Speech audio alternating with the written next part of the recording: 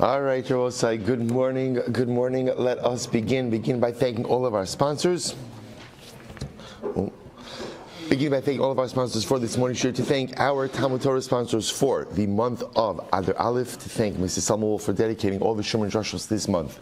With immense gratitude for the refuahs from Hashem and the merit of a refuah shlema for all of those in need, and the schus of our brave soldiers and the return of our hostages. To thank the Schwartzbaum family for dedicating all the Shuman Joshos this month in memory of Rabbi Aaron Schwartzbaum, Aaron Yosef ben Meir Zichron Livracha, the Ziv, Levine, and Berman families in memory of William Ziv Zev Shmuel ben Yisrael.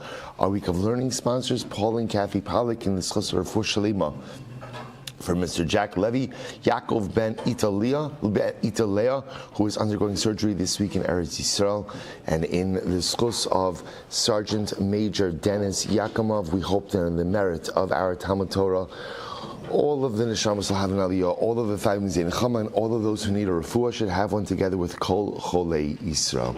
Let's say something really incredible. Baruch Hashem, it's beautiful to see. Yesterday, Rabbi Steve was in Warsaw. Steve was in Newark. You'll see what I said. This morning, David Kahana is on Zoom. He tells that he's in Warsaw. So just saying, Baruch Hashem, the incredible part of the daf is wherever you go, Baruch Hashem, the daf is with you. So beautiful and so incredible. All right, with that, let us begin. Today's daf is and the shir today is sponsored by the Schoenfeld family in honor of Bava Metzia Daf Hey. Bava Metzia Daf Hey. Baruch Hashem, that's the dedication. Incredible. Well, so let us begin. So we are picking up, today's daf is daf A. We are picking up on Daled Amud Beis 4b, and we are picking up Masiv Marzutra Beid Rav Nachman. 2, 4, 6, 8, 10, 12, 14 lines up from the bottom. So remember again, interestingly enough, our topic is still the statement of Rabbi Chia. Now remember, again, we've gone on many, it's not even tangents, but that conversation has kind of branched off in many different directions. But the core conversation is the same, right? Rabbi Chia said back on Gimel Amud Aleph that what happens, Reuven goes over to Shimon, you owe me $1,000. Shimon says, I owe you nothing. Witnesses come along and say, Shimon, you owe Reuven $500. So now, again, Shimon is going to be chayiv for the $500. So the shaila is, what about the remaining $500? Rabbi Chia says that Shimon now has to swear on the remaining 500. Why? Shelo te'odas piv gedolah me'adas edim. Because ultimately, because we say that one's own admission should be no stronger than edus. So just as modeh b'mikzas makes you chayv in shua, so to kind of like what it comes down to is almost like what we would call an edus b'mikzas. So it's when there's testimony about part of a claim, that will trigger testimony regarding the rest of the claim. Of course, now this branched off in a whole variety of directions. Most specifically, now where we found ourselves yesterday, also was in the dramatic machlokes regarding halach. What is the status of halach? So that was a machlokes between Rabbi Chia and Rav Sheshes. So Rabbi Chia felt that halach is just like a regular case of modeh b'mikzas, and Rav Sheshes felt that halach was not modeh b'mikzas. Okay, so we'll say, so then that then branched off into another machlokes regarding if Reuven lent money to Shimon in a document that just says you owe me slaim. Reuven claims he lent him 5 slaim. So Shimon claims he only borrowed 3 slaim. So what's the status of that case? From Shimon Elazar, that ultimately again that's modeh b'mikzas. Rabbi Akiva, no, that's meishiv aveda. Since halacha l'maaseh could only be really entitled based on the shtar to 2 slaim. We then try to infer what each of those respective shitos would hold vis-a-vis halach. Okay, so we just reviewed the last 2 blots. Good. So we'll say, so now we pick up again, kind of embedded still in the same fundamental machloksim. So here we go. So Masir Marzutra Rav Nachman. Very interesting. So we'll say, by the way, you'll also see part of the real excitement of Bava Metzia is how is so many different concepts brought up in the course of a discussion, each of them is going to go ahead and get their own attention as we go on. So let's go weiter. Says the Gemara. So we'll say, watch this. Let's say Reuven makes a claim against Shimon for both kelim and karkos. So he says, Shimon, you owe me utensils, kelim and karka. And I'm both saying that kelim in this context is movable property, and karka, which is karka, immovable property. So what's halacha? Hold the kelim and cover karkos. So let's say again, Shimon admitted that he owed the kelim, but he denied that he owed the karka. Or hold the bekarkos v'kafar bekelim, or he admitted that he owed the karka, but he denied that he owed the kelim. What's the halacha? Pater. Pater. Now I will say, now here's what's interesting. You would say, this sounds like a mod b'miktsas, right? Because remember, the claim in its entirety is comprised of kelim and karka. So essentially what's happening over here, so Shimon is admitting part of the claim, right? He's admitting either kelim or karka, depending on the case. The Gemara says, that's not mod b'miktsas. Why is it not mod b'miktsas? Because halach l'maisa, you never swear regarding karka. Ein nishba'in al kfiras karkos. Or to say a little bit differently, any claim that involves real property doesn't come to a shvuah. Now again, we've actually mentioned this concept now today and yesterday. We'll see where that concept comes from. So right now we'll accept it as fact, but Lamaisa we'll delve into a little bit. Take a look at Rashi. Pater. Rashi is the last short line. Because we'll say at the end of the day, halacha l'maisa, you can never come to a shvuah based on a claim regarding karka. Fine. So the Gemara says, Miksas Kalim. We'll say, what happens if halacha l'maisa, again, what happens if Reuven makes a claim against Shimon and Shimon admits a partial responsibility for Kalim, then chayiv. Then in that case, Kabbalah says it's going to be modib b'miksas in Kalim, and that ultimately, again, will generate the chiv of shua modib b'miksas in Shimon. Taima, the Kalim v'karkos, the karka lav bas shvuahi. They're both saying now, in the first case, the reason why, if it's a claim of Kalim and karka, even if Shimon admits the Kalim, or the karka for that matter, that is not going to be a shvua, is because there's karka involved, and ein nishba'in ala karkos. We do not go ahead and make a shvua based on karka. So the Gemara says, ha kelim v'kelim, dumya de kelim v'karkos. They will say, but if you were to have a case of kelim and kelim, that was similar to a case of kelim and karkos, you'd be chayiv. Now we'll say, the Gemara says, what are you talking about? So heichi dami, what's the case? Lav do amar le heilich. So we'll say, imagine for the following situation, imagine for a moment, so Reuven claimed, Shimon, you owe me $1,000 of kelim. Shimon says, I only borrowed $500 worth of kelim, and I never even used them. They're extant. Heilich. So we'll say the Gemara infers from that ultimately, again, if it was a case like that, you would be chayiv shvuah ushmamina heilich chayiv, and see from here that heilich is effectively treated like modib b'miktsas, and therefore halacha l'mais you be chayiv in a shvuah. We'll say I want to give the same caveat that I gave yesterday, that heilich is a major sugya. I'm not doing it justice over here. We're just going in. There are different shitos of what heilich means. We're just going in Rashi, and we're just going to kind of keep going through that. But again, I just feel obligated to full disclosure that there's a much bigger sugya unfolding over here. So Gemara says, "Lo the olam emelacha kelim v'kelim nami pater." No, I would disagree with that. Even in a case of kelim and kelim, you'd be pater.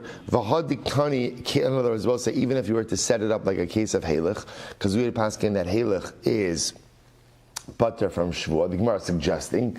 So the Gemara says, even if it was kelim v'kelim nami pater, v'hadik tani kelim v'karkos. So why did it bring up a case of kelim and karkos? Ha kamash malon hoda b'miktsas kelim chayiv af ala karkos. So we'll say it's to teach me the following situation. Then we'll say, now watch this. In the case of where you have kelim and karkos, right? So you have a dual claim, right? Reuven comes to Shimon, you owe me kelim and karka. Fine. We'll say, so in a case where halacha l'maisa, let's say Shimon admitted kelim but denied karka, or karka and denied kelim, you would not be chayiv a shvuah in that case, right? Why? Because we'll say it's not called modib b'miktsas, or I should say differently. Any claim that involves karka, there's no shvuah. Again, we don't know why that is. We're just accepting that as fact right now.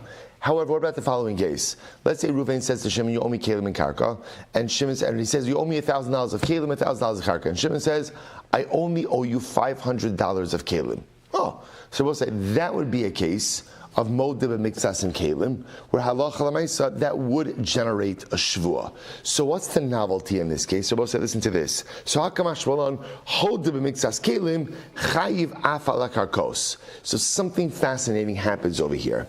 That I will say, if you are watch this. So if you're modib and mixas and kalim, so again, if you have a partial admission on the claim of kalim, that could generate a shvua on karka. 1 second.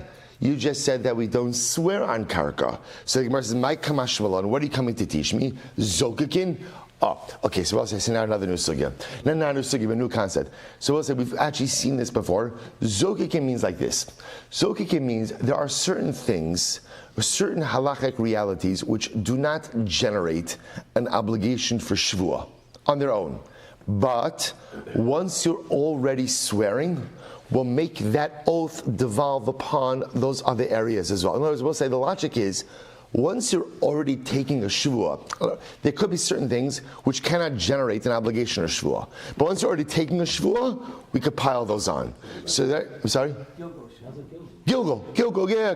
Oh, excuse me, I'm sorry. I had such Bekiyim and Shas over here. I forgot who I'm dealing with. Correct, right. Yes, Gilgal Shvuah, correct. I'm sorry, I'm explaining it too much. Beautiful. It was beautiful. I'll say, so the Maisa, that's what it is. So the Gemara says, okay, so therefore, again, if you're modib mixas in Kalim, then ultimately, once we have you swearing for the modib mixas Kalim, we'll throw on the Shvuah as well. That's the Chiddush over here. To which the Gemara says, really, that's what you're coming to teach me? Tanina, we learned that already. We already learned that. Tanina, zokikin anachazim sheilan achrayis, es anachazim sheishlan achrayis, lishav aleim. We've already learned this, so I'll say, you're right, we already established this. You can't take a shvuah on real property, but you can't take a shvuah on movable property. So once we go ahead and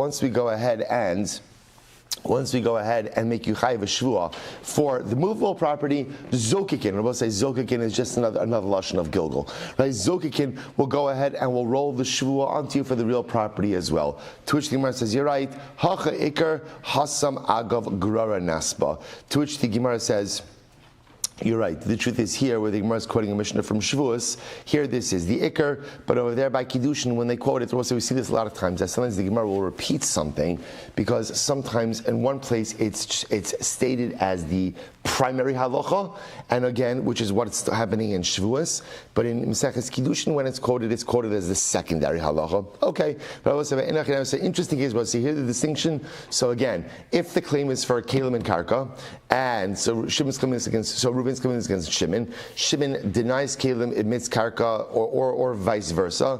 There's no modib b'mikzas because that is a claim of Karka.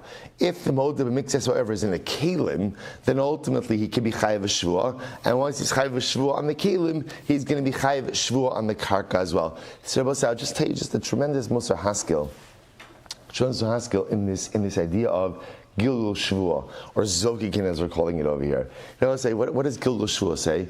Gilgul Shvuah says like this: there are certain things that you cannot be brought to Shvuah for. But once you're swearing already regarding A, we'll add on other items as well. And I will say the same thing works that way in the realm of Chet and in the realm of Aveira. There are certain things that the Ribono Shel Olam overlooks. Right? Chazal tells us, overlooks certain Aveiros. The problem is that once my behavior reaches a certain threshold, then now there's accountability for all of the smaller acts that led me to this as well. You see, Chet doesn't happen in a vacuum. Chet, we know this. Rabbi Soloveitchik speaks about this concept that there's Chet, there's sin, and there's derech chotim. There's the pathway to sin. The pathway to sin is often paved with smaller, sometimes even innocuous things that are not sinful in and of themselves, but are not the right decisions for me. I put myself in the wrong place. I surround myself with the wrong people. I just make decisions that are not great, but by themselves, they're not a big deal. So Kadosh Baruch Hu says, okay, pass, I'll give you a pass on this, pass on this, pass on this. However, sometimes what happens in life is those quote-unquote innocuous things combine together and lead me to a certain result. Once I get to that result, then there's liability. And once there's liability, so to speak, there's like a look back period. And that look back says, how did you get here? How did I get here? And I will say sometimes the process of tshuva, the mistake we often make with tshuva is that we only do tshuva for the chait, for the action itself, without being retrospective and asking myself, how did I get here? Because as I said before, chait never happens in a vacuum. Chait is a composite of a whole series of choices that I've made to get me to this point. And without engaging in the retrospective, analytic process of understanding how did I get here, I'm going to repeat the same mistakes over and over and over. And unfortunately, once I cross that threshold of sin, Gilgul Shua, there's liability for all of those previous smaller, innocuous actions as well, because it turns out that now all of those things got me, unfortunately, to the destination that I got to. So there's Gilgul Shvua, and to a certain degree there's Gilgul Tshuva. Gilgul Shvua, Gilgul Tshuva, that there's responsibility, I will say, even for the small acts that may not be sinful, but that ultimately put me on the wrong path in life. Tshuva requires me not only to go ahead and apologize and to engage in the cathartic process for the actual action itself, but it requires me to look back and figure out how I got here in the first place. Incredible. So top of hay, ulaman damar heilich potter. So as according to the opinion that says that heilich is potter, sa'amai itzdirich kra lemiute karka mishvua. Shavuot says, so why do I need a pasuk to teach me that karka is exempt from shvua? Ha kol karka heilechu. So Shavuot said, this is actually such a fascinating observation. Karka, well, so remember again, what was the case of heilich? At least according to Rashi, basically understanding what's heilich. Heilich is a case where I admit that I owe something, and I say it's extant, like it's there. In the case of borrowing money, I never even used it. So Shavuot says, so it's interesting. According to the opinion that says that heilich is not modeh b'mikzas, heilich is its own thing, and heilich is pater because it's almost as if the item that I'm admitting is actually in the domain, in the reshus of the owner. Therefore, there's no shvua that's necessary. Why do I need a pasuk to exclude karka from shvua if at the end of the day all karka is heilich? Isn't that fascinating? Karka by definition is heilich. Why? This ties into what we saw also at the end of Bava Kama a lot. Karka ain't an exelis. You can't steal karka. Why can't you steal karka? Why not? It's there. It's immovable. You can't do anything to it. So karka is heilich. If you hold that heilich is pater from shvua, then why do you need a separate limud to teach me that anything dealing with karka doesn't generate the shvua obligation? It's obvious, because karka is always heilich. It's incredible. And I will say, by the way, Rashi point, we're like, so you see this Gemara like, I didn't see a pasuk. Did I miss something over here? Where did the Gemara do that limud? Rashi says, don't worry, you didn't miss anything. So I will say, we didn't actually see this limud inside. It happens in Masechah Shavuos, and in a couple of weeks from now, Meretz Hashem in Bava Metzia. So Gemara says, good kasha. Amalei itzdirich kra heicha dechafer baborin sichin uma'aros. So it's very interesting. Now, where does it come up? So we'll say there is a case of karka that's not heilich. What's that case? Where you damage the property. See, I both say, remember again, you start digging, right? You start digging baros sichin uma'aros, so like literally again, pits and cisterns and caves. So in that case, I would say it's not heilich because the property needs to be restored back to its original condition. So that would be a case of where karka wouldn't fall under the umbrella of heilich, because remember again, what does heilich require? Heilich requires that the object is in its exact form that it was at the beginning of a transaction. So in that case, the karka would not be subject to heilich. That's where you would need the additional pasuk to tell you, or the additional limud to teach you, that karka is not subject to shvua. Inami, another case, hecha detanu kelim v'karkos, v'hodu v'kelim v'kaver v'karkos. So we'll say, so again, it's halacha l'maisa, the Gemara says, the other possibility could be you need the pasuk to teach you that karka is not subject to shvua, in the case like we just saw before, where there's a dual claim of kelim and karka. You might have thought that maybe once karka is kind of wrapped up with kelim in a claim, maybe it takes on like a kelim-like status and is subject to shvua. Kamash malan that it's not. Okay, tashma, let's go. To turn around Bar Chama. So here we go. Let's go back. Rabbi Chama says, Arba Shomrim Tzrichin Kfira b'Mikzas V'Oda b'Mikzas. So Rabbi Chama says there are four Shomrim. The four custodians who, in order to generate an obligation for the custodian to swear about the status or the whereabouts, right? The status of the whereabouts of the object entrusted to him requires a modib b'mikzas. So Rabbi Chama is introducing is like this: that in order for any of the shomrim to swear, there has to be a partial admission. Who are the four custodians? Shomer Chinam, so Shomer Chinam, unpaid custodian. Shoel, a borrower. No Sei Schar is a paid custodian. Vasocher, and a renter. So the Gemara says, Hey Chidami, what's the case? What's the case? Lav da Amar lehelach. So we'll say, so remember, so in all of these cases, I've entrusted an object, right? Either with Shomer Chinam or Shomer Sachar, they're watching it for pay, not for pay. Shoel is borrowing it, right? And Socher is renting it. So the object. So what's the case? So we'll say maybe the case is like this. I go over to let's just keep it simple. I go over to the Shomer Chinam or Shomer Sachar. I say, I lent you $1,000, right? I put in your custody. I put in your watch $1,000. And what's the case? They said, first of all, it's only 500, and it's right there. It's right there. Helech. So the Gemara says, Heichidami lav damar lehelech, and we'll say it sounds like over here that helech is like modib b'mikzas and would generate the shvua. Lo, that's not the case. Damar le gimel paros masarti lecha. Umeisu kulu b'pshia. So this is actually a really interesting case. Now the case is like this: I go over to Reuven. Reuven is my shomer chinam, shomer sachar, shoel. Doesn't matter, whatever he is. And I say to him, Reuven, I gave you 3 cows to watch, or 3 cows to water, whatever it is, and all of them died as a result of your negligence. Now, I will say, just to be clear, we're grouping these shomrim together, right? Shomer sachar, shomer chinam, no seischar, shoel. Obviously, I will say there's different levels of liability for each of the shomrim. Bottom line is, all of them are chayiv for negligence, for pshia. So I go over to Reuven. Say, Reuven, I gave you my 3 cows to watch, and all of them died because of your negligence.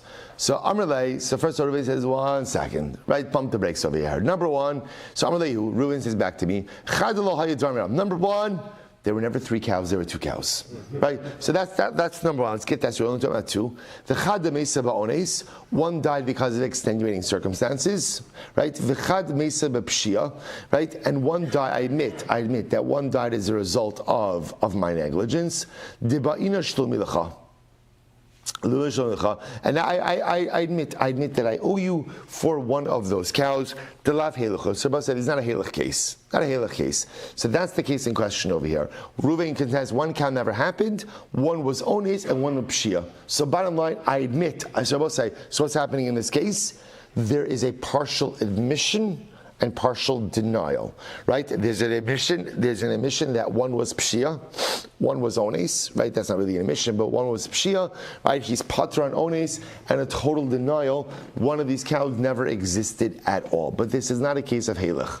So tashma. Okay, so that would be Rabbi Bar Chama's case of where the shomrim would swear because of modib b'mikzas. And we'll say now it happens to be, just so you should know, we don't adopt Rabbi Bar Chama's idea, right? Rabbi Bar Chama feels the only case where a shomer will be chayiv a shvua is where there's a hodah b'mikzas, a partial admission. We don't accept that. For us, shomrim swear about all other kinds of scenarios as well. Okay, just an interesting idea. You're going to say, why is it being brought down over here? Why is it being brought down over here? We thought it was a halach case. Kamash malon, it's not the halach case. Let's move on. Tashma, the Tani Avod de Rabbi Afturiki. Interesting, right? Rabbi Afturiki. So, right, the father Rabbi Afturiki said, right, the Tani Avod Rabbi Afturiki, Lid Rabbi Chia, Kamaisa, Manali biyadecha, Vala Omer Ein Lecha biyadi klum. So we'll say, watch this.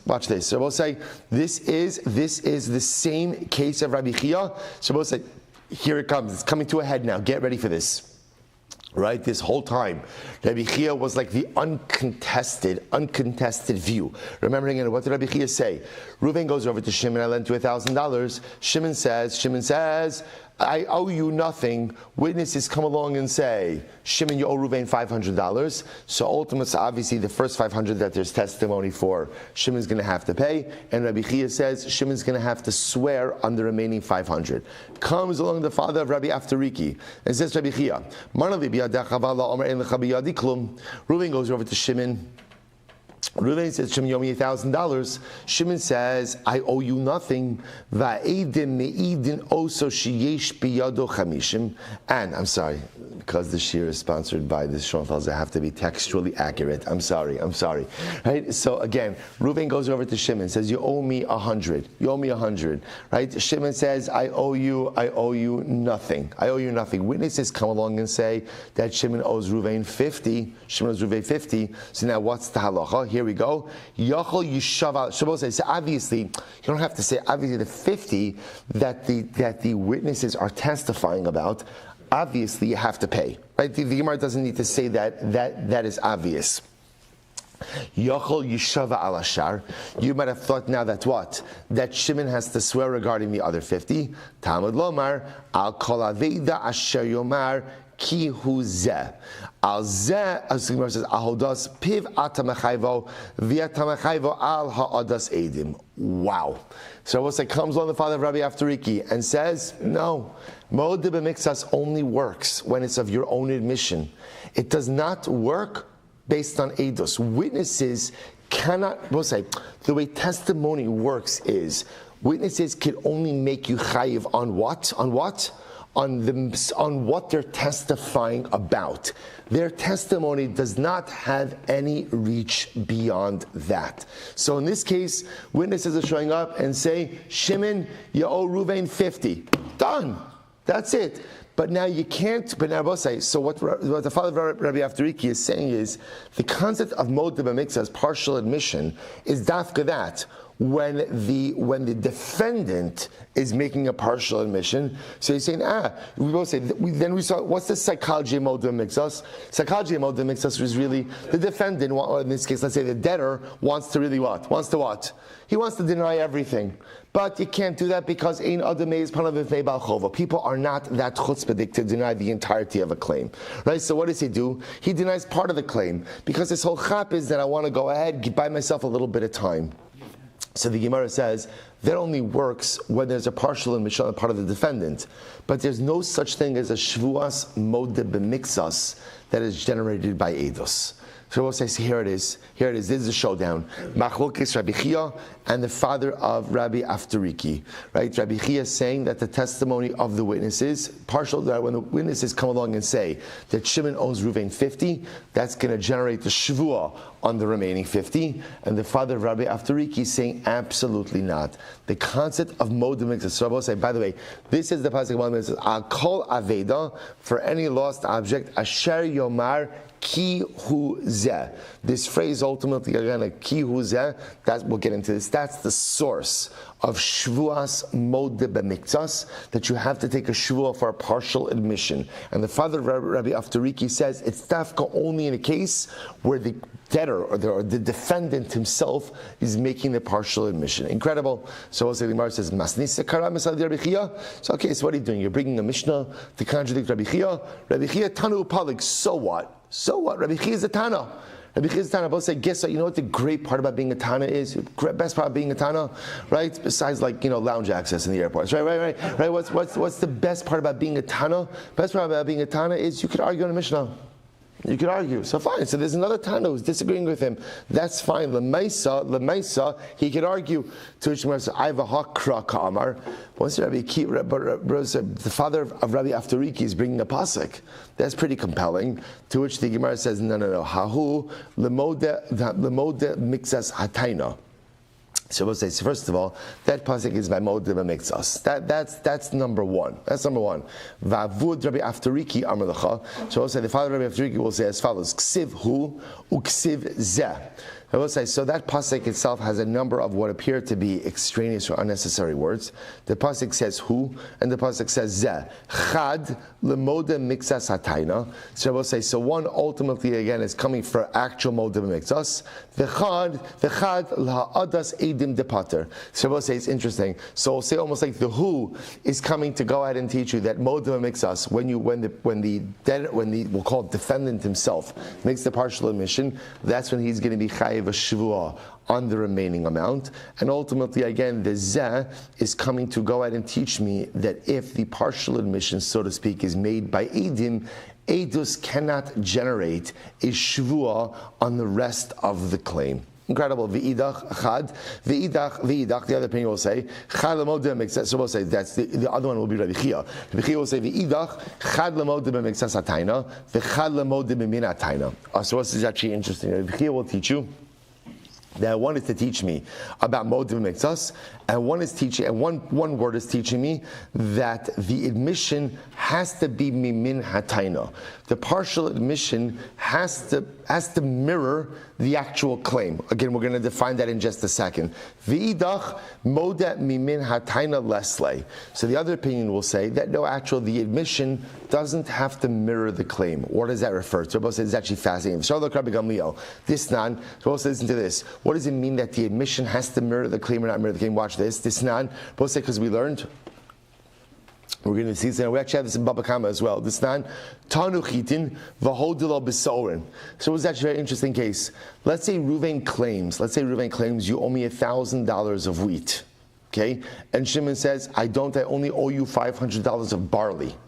So Rabbi say, is that called modeh b'mixas? Is that called a partial admission? So Rabbi say, so this is a fundamental machlokes of does the admission have to be mimin hatayna? Does the admission have to mirror the claim? So Rabbi say, so in this case over here, that's a machlokes. So the Gemara is suggesting that machlokes is also machlokes, the father of Rabbi Aftariki and Rabbi Chia. So fascinating. Okay, so we'll say. So by the way, that brings to a close the statement of, or the sugya of Rabbi Chia. Now, I think I already mentioned in yesterday's daf that the Rambam actually paskins like Rabbi Chia. So namely, kind of just to bring it full circle, is that halacha l'maaseh in this case, where Reuven goes over to Shimon, Yomi $1,000. Shimon says, I only owe you. Shimon says I owe you nothing. Witnesses come along and say you owe 500. Obviously, you have to pay the first 500, and the Rambam paskins he will actually have to take a shvuah on the remaining 500. So why? Based on this idea that modeh b'mixas, your own admission, can't be any more powerful than actual edus itself. Now, I will say that interestingly enough, the Rambam also passing like Rav Sheshes when it comes to Halech, that Halech is not modeh b'mixas, and therefore I will say an admission of Halech is pater. So in other words, in that case, and again, I'm simplifying these cases; they're much more complicated than we're making it. That in that case, where let's say Reuven goes over to Shimon, owe me $1,000, Shimon says, you only lent me 500, and Halech, it's here. It's extant that is not a case of modeh b'mixas. That is not a case of modeh b'mixas, because again, since the money is extant, just the Halech is a different kind of parasha. But again, I will say, we're not really getting into the halacha l'maaseh with Halech because we didn't delve into all of the shitos regarding Halech as well. What about this concept of mimin hatayna? So Rabbi say we paskin that for hodah b'mixas, the admission has to mirror the claim. So therefore, in this case over here, for example, when Reuven claims to Shimon, I owe you owe me $1,000 of wheat, and Shimon says, I only owe you $500 of barley. That's not modeh b'mixas. Okay, that's not modeh b'mixas because the hodah, the admission, has to mirror the claim. Beautiful. Let's go ahead. We'll say again a lot more in all of these sugyas, but now at least we have a beautiful, hopefully a hold on them. The Gemara goes weiter. The Gemara says, Hahu raya. Again, not that we're finished with these things. I want to be clear as well. They're going to keep coming up over and over, but just a little bit of clarity as we move forward. Ha'uraya was a great case over here. Ha'uraya, to have a masrile called Yomi chiyusa besadi. Listen to this. We'll say there was a local shepherd. They will say, you know, the way that it used to work, right? There are two different shepherding models. This is good to know. Right? Two different shepherding models. One model is self-shepherding, right? What's self-shepherding? Kishmo kenhu. You shepherd your own flock, right? The other method is you have a guy, right? You have a guy, you outsource, and you give over your flock to the local shepherd. So there was a situation over here where the townspeople gave over their sheep to the shepherd every day. I always say, but the way it worked is that generally they gave him the sheep in the presence of witnesses. Which makes sense because, you know, if you have a whole bunch of people giving over sheep to the shepherd, you know, you want to keep track. Reuven's giving 3 sheep and Shimon's giving 10 sheep, and maybe he's giving 25 sheep. So this way, fine. What happened? One day, they forgot the witnesses. So you already know this is going south, right? So they forgot that one day they gave him over the sheep without witnesses. L'sof amar lahu lo hayu dvarim me'olam.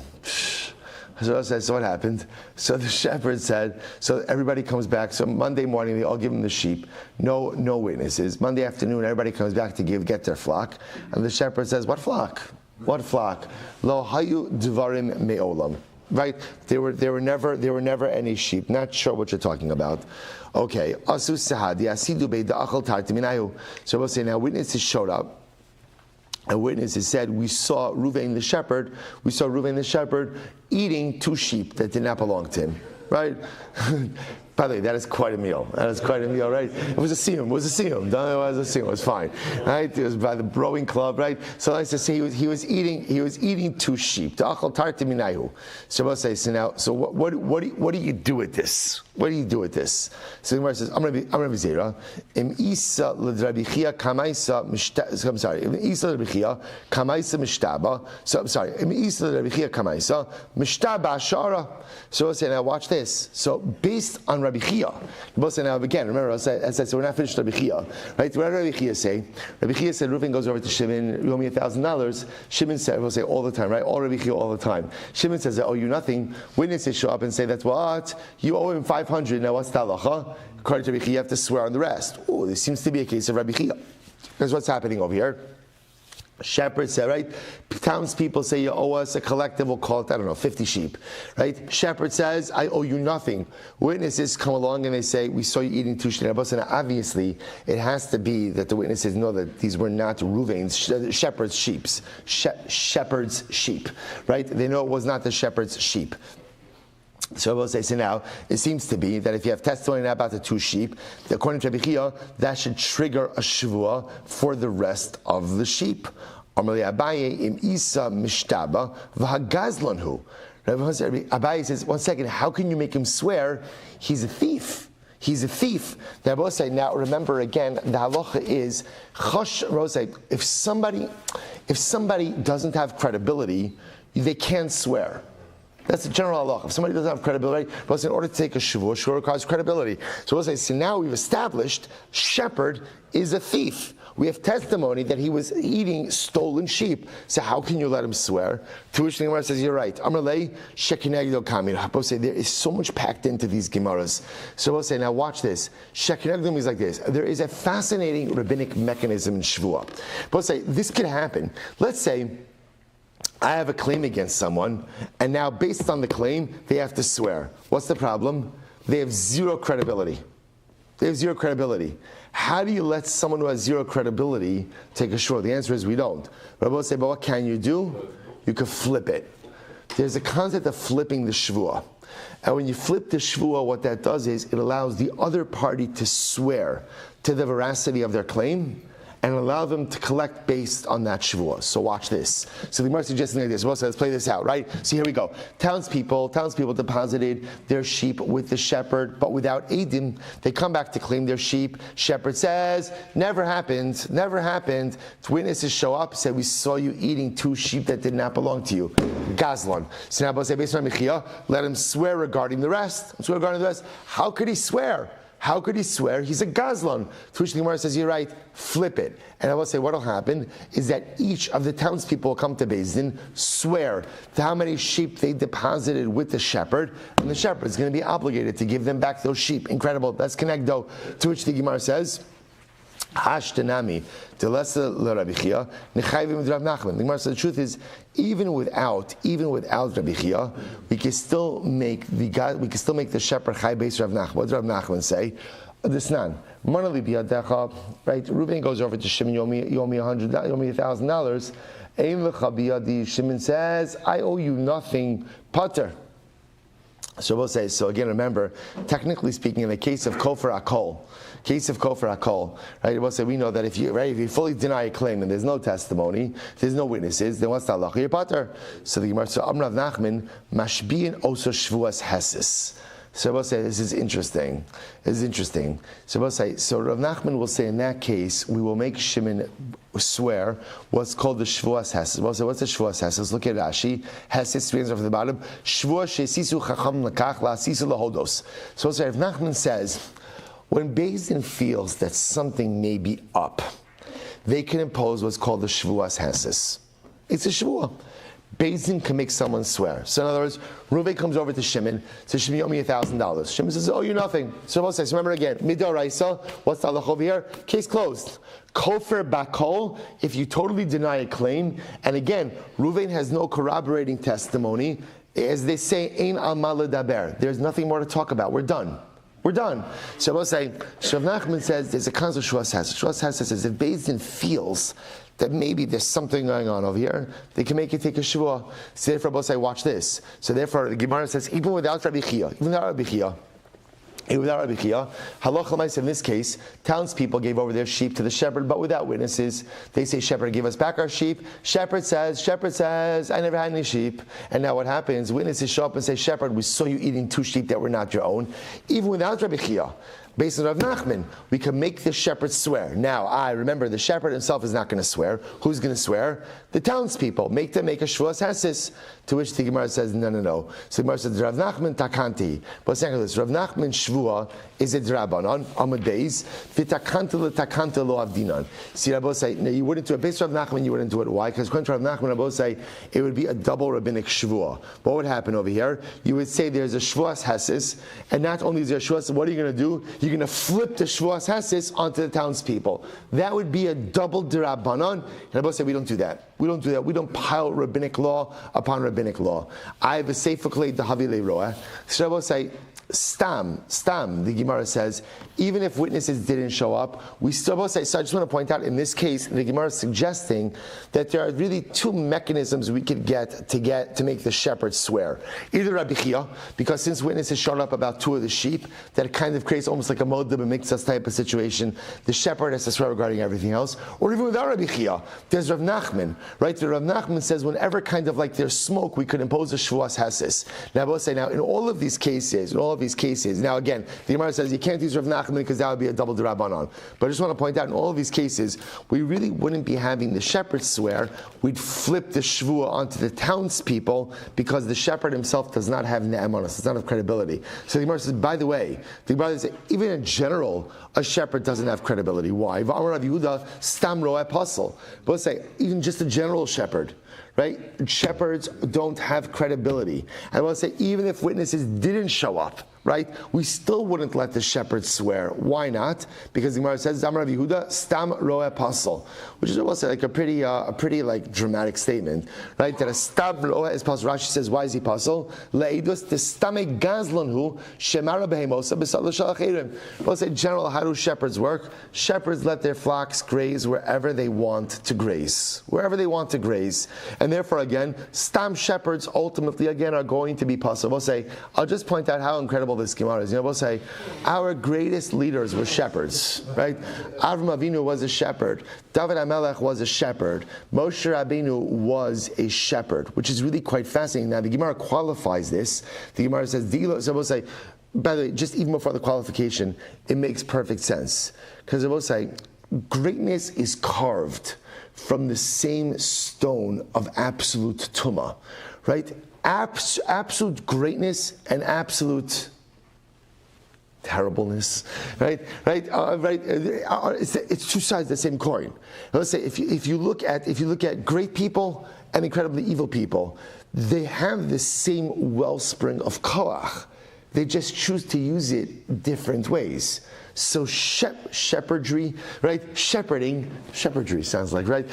Shepherding, I would say shepherding could either be the source of incredible carelessness, right? And total disregard for the other by allowing the flock to graze wherever, or it could be the greatest source of cultivation of empathy, because now you have responsibility for every member of the flock. And this sheep wants to go this direction, and this sheep wants to go that direction, and this one moves faster, and this one eats slower, and this one walks this, and now you're responsible for keeping the flock together. So do you want it to be a source of carelessness where it grazes anywhere and everywhere, or do you want to allow it to be the source for cultivation of dramatic empathy? So Avraham Avinu uses it for empathy. David HaMelech uses it for empathy. Moshe Rabbeinu uses it for empathy. Yet, interesting enough, Rabbi say you see it dramatically. Lot, right? When Avraham Avinu chastises Lot, Lot was careless. Lot was careless. So Rabbi say, in life, and Yisrael Shalom writes this idea, in life, everybody's given a wellspring of koach. Each of us has a repository of strength. The shaila is, how do you use it? The same strength could go to spiritual development, or the same strength could go to a life of spiritual ruin. It's the same koach. You just have to choose how to use it. So the Gemara says, no, it's not a kasha. Hadideh hada alma. Both say it all depends on whose flock you're shepherding. See, both say the Gemara says when you're shepherding your own flock, that's when people unfortunately allow their flocks to graze on other people's property. Why? Because it saves me money. However, if you're shepherding other people's flock, hey, you're getting paid by the hour anyway. So what does it matter? I'll take them to the right fields so that they don't graze on other people. I'm more careful where the sheep graze. The Gemara says, because if you don't say this, anan chiyusa leroa hechi masminon. We'll say, how would you ever be able to give over a flock to a shepherd after all the haksiv lifnei ivra lo sitei mechshol? So it must be, interestingly enough, that it's only when people are grazing their own flock that sometimes there's the Sahara to allow the flock to graze on someone else's land, because that saves me money. But if the shepherd is grazing other people's flocks, which is interesting, I would have thought just the opposite, that's when the Metzia actually is a bit more careful about where he allows the flock to go. So the Gemara says as follows. The Gemara says, because if not, how would you ever be able to go ahead and what? How would you ever be able to go ahead and allow and give over your sheep to someone to graze them? After all, that would be placing a stumbling block in front of the blind. We'll say here it is, we'll say people only sin when there's a benefit. I'm not sinning for someone else's benefit. I'm only sinning for my own benefit. So if I'm grazing, shepherding someone else's animals, I'm not going to, why would I allow them to steal from others? That's not benefiting me. It's other people's animals. If it's my own flock, that's when unfortunately I may be tempted to cut corners. Incredible. We'll say let's go weiter. So back to the Mishnah. So remember again, what did the Mishnah say? So remember again, so we'll say, what's the halacha? They're both holding on to the talis. So what's the halacha? They both go ahead, yachloku, right? So they both take a shvua. What's the shvua? So each swears that they have no less than half. So the Gemara says, I don't understand. Al de islay mishtaba or al de leslay mishtaba. So I don't understand. They're swearing about what they do have, what they don't have. I was supposed to say, it's a strange lashon, right? She'ein lo ba pachos mechasya. I have no less than one half. Why don't you just swear, I own 50% of this? Well, why this strange lashon? Amar Rafuna, you're right. Amar shvua sheyesh li ba ve'ein li ba pachos mechasya.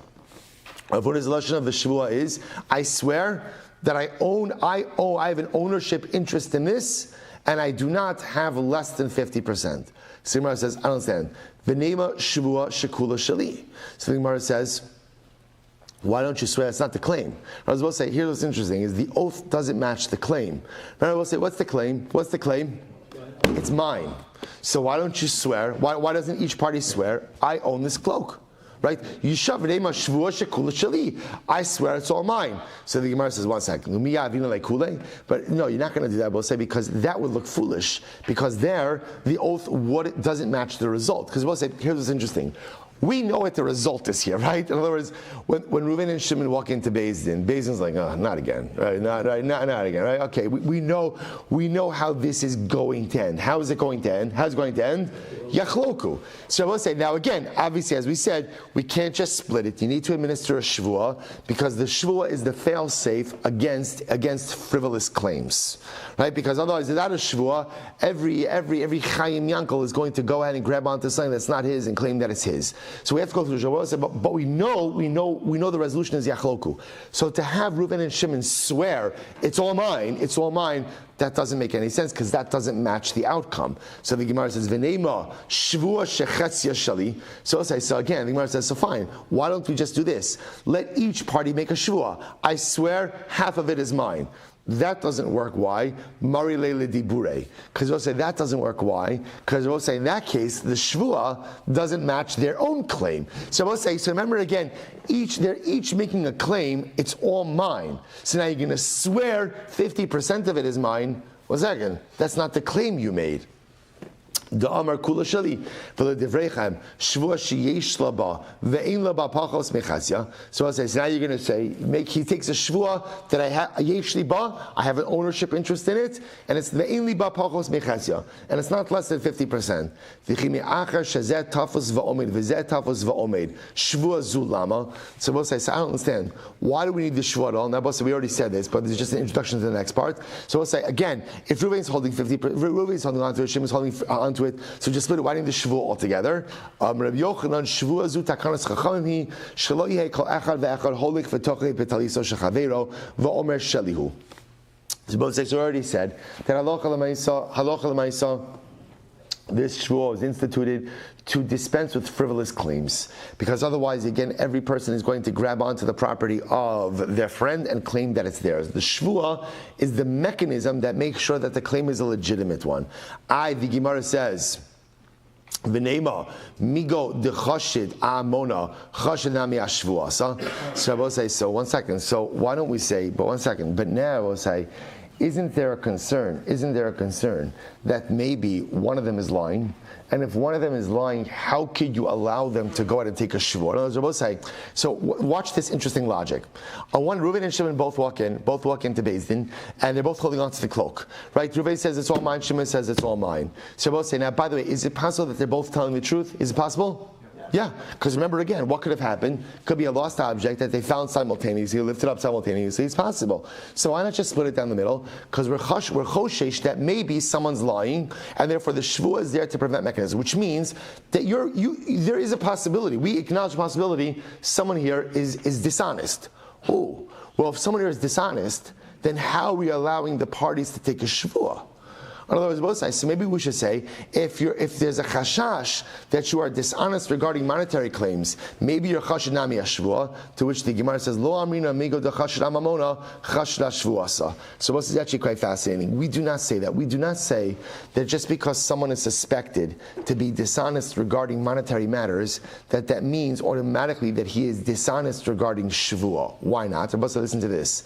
Dilo teimahachi. So the Gemara says, Hai da amrachmana mod mixas atani Yeshava, name amigo de chashamamona chashid ashvuasa. So we'll say this is incredible. What's the proof to this? We'll say the proof to this is modeh b'miktsas. We'll say what's the case of modeh b'miktsas? So we'll say modeh b'miktsas means, right? Reuven says to Shimon, you owe me $1,000. Shimon says I only owe you $500. Now we make him take a shvuah. They both say, now the fact that we make him take the shvuah on the remaining $500, don't just take his word for it. Tells us that what? We think that what? He may be lying. Oh, if he's potentially lying, that means he is suspect regarding dishonesty regarding monetary matters. How can you allow him to take a shvuah? From the fact that you allow him to take a shvuah shows us that what? That just because someone is suspected of being dishonest regarding monetary matters does not automatically mean he's going to be dishonest regarding shvuah. To which the Gemara says, no, that's not fair. Hasam, we know modeh this is a different svara. Hasam ishtamuti kamishtametle kidraba. But say Moda makes us a whole different thing. Moda makes us, he has a whole svara. He's not really lying. He's going to pay back, but rather what is he doing? He's just buying himself time. So the Gemara says, Teida, Domrav Idi bar Avin Amrav Chista, Hakofer b'milva kasher le'edus, b'pikadon pasal le'edus. So we'll say after we have this concept, it's actually quite fascinating. We'll say if a person totally denies a loan, and then it turns out that he's lying, what's the halacha? He's still kasher le'edus. If he denies the existence of a pikadon, right, then I will say he is pasal le'edus. And the logic there being, because when it comes to a loan, the logic is he's going to pay back. Just he wants to buy himself some additional time. When it comes to pikadon, I will say, in that case he is a complete liar and he's going to be chasher. I will say, we'll have to stop over here for today. So just understand we're kind of leaving off. So we'll say, see here we're just trying to figure out halacha l'maisa, what's the actual verbiage of the shvuah, and again kind of trying to figure out if we're already suspecting that he's lying, why do we allow him to take a shvuah at all? After all, again, don't we have to be concerned that maybe he's going to lie about the shvuah? But I will say what comes out of it is something really amazing. I'm kind of leaving off just in the middle of it, which is this incredible concept that even if you are suspected regarded to be dishonest regarding monetary matters, it doesn't mean that you're dishonest regarding shvuah. So I will say again, we'll talk about that concept a little bit more tomorrow. Shkoyach. All right, Chevron Zoom, have a great day, everyone. Good to see everyone.